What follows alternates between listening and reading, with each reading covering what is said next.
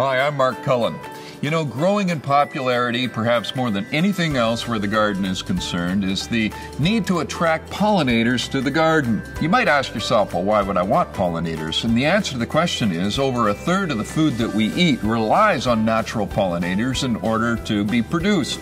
And you might say in the garden it's just as important, not just in the vegetable garden, in your fruit trees and your berry bushes, but your flowering plants actually flower more prolifically year to year when they're properly pollinated. So what's a pollinator? Well, primary pollinators include hummingbirds, butterflies, honeybees, and virtually all of the members of the insect kingdom. All those garden variety insects, including some of the ones that bother you a little bit when you're out of doors. So the other question that's so critical to this subject is, what can I plant that will attract primary pollinators to my garden?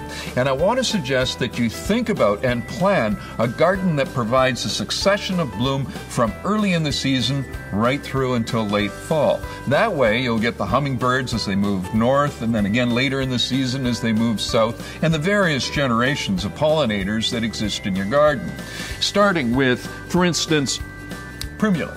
You can plant primula for early spring color, and if you stick with this type of primula, which has a single flower, it's always better than the doubles, and that's a rule of thumb where your garden is concerned. Plant singles to get pollinators to your garden because they can more effectively pollinate a single flower. That's true, for instance, with petunias, for instance.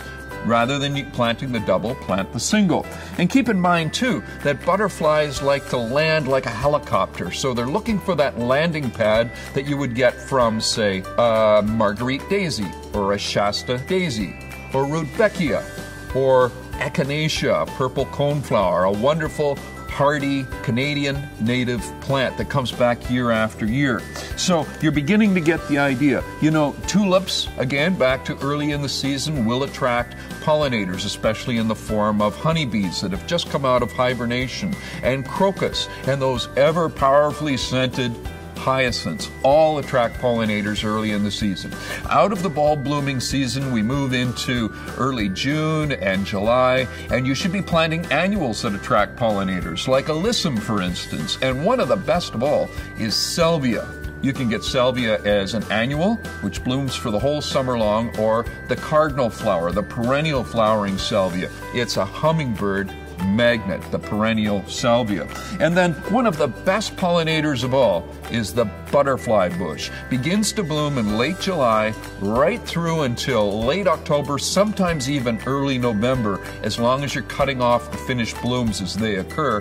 And it is, above all, a fabulous butterfly magnet, attracting butterflies, hummingbirds, other pollinating insects to your garden. So important if you really want the best of the gardening experience.